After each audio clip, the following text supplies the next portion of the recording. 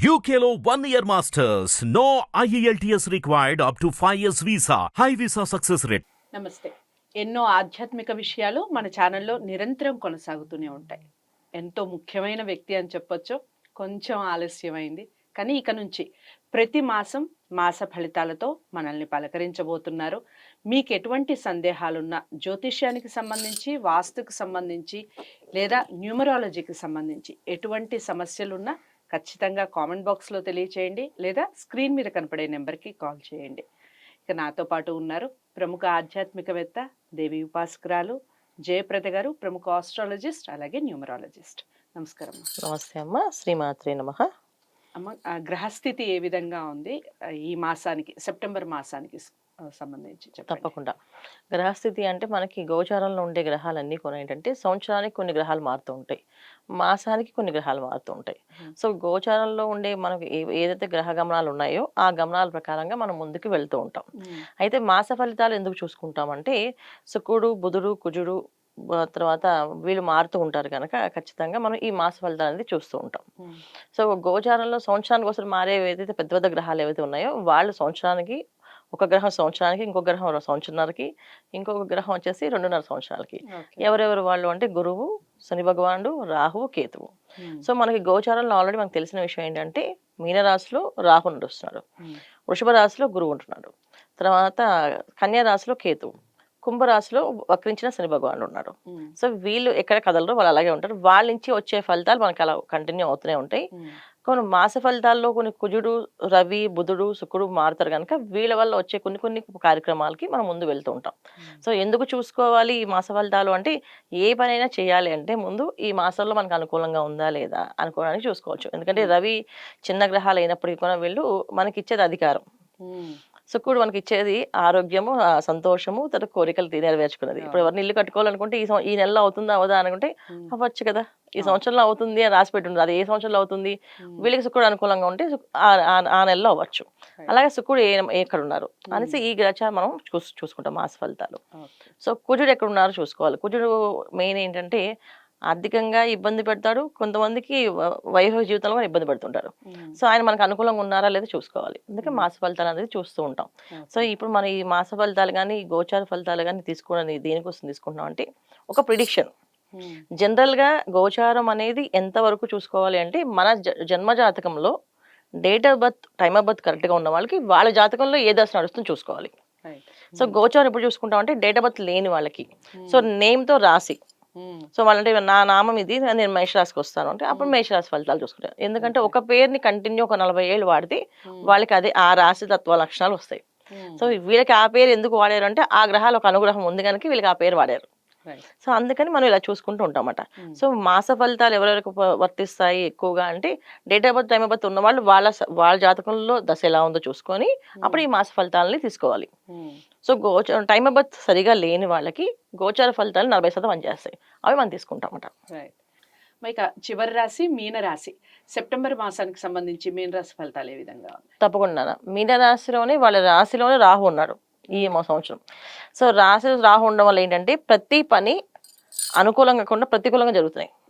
ఇప్పుడే కాదు, వీళ్ళకి ఎప్పటి నుంచో ఏ పని. చాలా మంది పూజలు బాగా చేసేవాళ్ళు బద్దకించి నిదానంగా పూజకి వెళ్ళడం, పూజ చేయడానికి ఆలస్యం చేయడం, బద్దకించడం, ఏదైతే కొంచెం చేయడం, ఒక 10 నిమిషాలు చేయడం, అలా చేయడం అవుతుంది.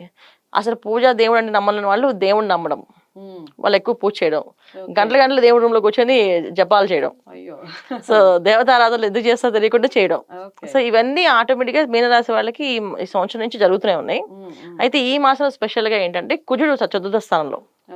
సో కుజుడు చతుర్థ స్థానంలో ఉన్నప్పటికీ ఏంటంటే కొంచెం విషయాలు కొన్ని అగ్రెసివ్ గా ఇంట్లో కొన్ని నిర్ణయాలు తీసుకోవడం అనేది జరుగుతుంది. ఎవరు తీసుకుంటారంటే అందరూ పెద్దవాళ్ళు అయిపోతారు అనమాట. సో ఒక భార్య, ఒక భర్త, పిల్లలు ఉన్నారు అనుకోండి. సో పిల్లలు కొన్ని సొంత నిర్ణయాలు తీసుకుంటారు, భర్త తీసుకుంటారు, భార్య తీసుకుంటారు. సో 4 నిర్ణయాలు కలవు, నలుగురు 4 రకాలుగా ఆలోచించి వస్తారు.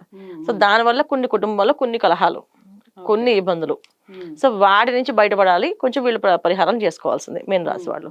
తర్వాత ధనం అనేది చేతిలో ఆగకుండా ఖర్చు అవుతుంటుంది. అది దేనికైనా ఖర్చు పెట్టచ్చు.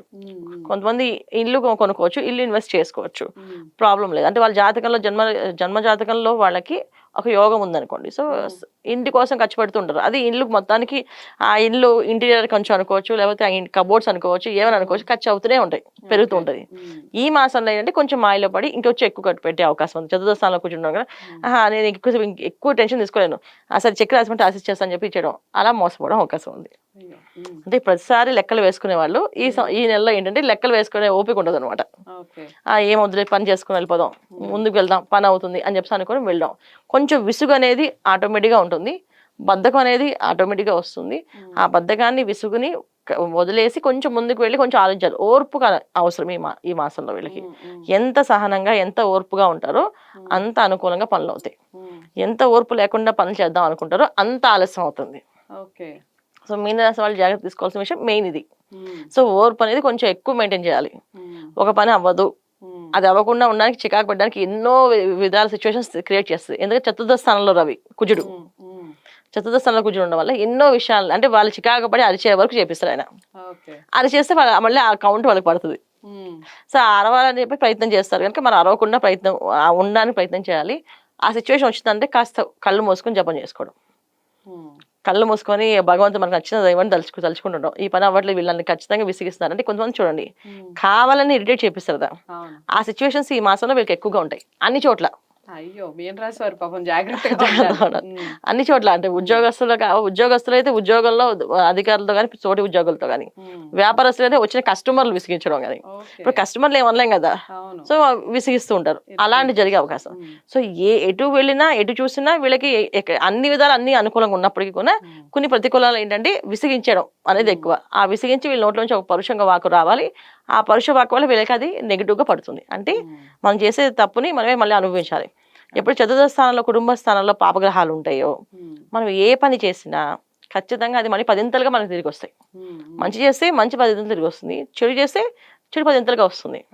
అందుకని వీళ్ళు చాలా జాగ్రత్తగా ఉండడం అనేది ఉత్తమ మార్గం. ఎక్కువ చేయాల్సిన ఆరాధన ఏంటంటే వీళ్ళు శివ ఆరాధన, ఈశ్వరుని ఎక్కువగా ఆరాధించాలి, ఈశ్వర ఆరాధన చేసుకోవడం, రుద్రాభిషేకం చేయించుకోవడం, ఇంట్లో రుద్రాభిషేకం చేయించుకోవడం, లేదా అవకాశం ఉంటే ఇంట్లో రుద్రాభిషేకం ప్రతి శుక్రవారం చేయించుకోవడం వీళ్ళు, లేదు అవకాశం లేకపోతే దేవాలయానికి వెళ్ళి చేయించడం, ప్రతి సోమవారం శుక్రవారం దేవాలయంలో చేయించుకోవడం. ఈ అభిషేకం చేయించడము ప్రతి విషయం మనకు అనుకూలంగా లేదని సిచ్యువేషన్ తెలిసినప్పుడు కాస్త కళ్ళు మూసుకొని మనం నచ్చిన దైవాన్ని తలుచుకోవడం తప్ప ఒక మాట అనకుండా ఉండడం, చాలా మంచి ఫలితాలు వస్తాయి వీళ్ళకి. మీనరాశి వారందరికీ కూడా చాలా వరకు మీరు ఓపిక వహించటం చాలా అంటే చాలా ఉత్తమం. ఓపికగా ఏ పనైనా సాధించవచ్చు. ఈశ్వరుణ్ణి ఎక్కువగా ఆరాధించే ప్రయత్నం చేయండి, రుద్రాభిషేకం ఎక్కువగా చేసే ప్రయత్నం చేయండి. సోమవారాలు శుక్రవారాలు చేస్తే మరీ మంచిది, ముఖ్యంగా ఇంట్లో చేస్తే అయితే చాలా మంచిది.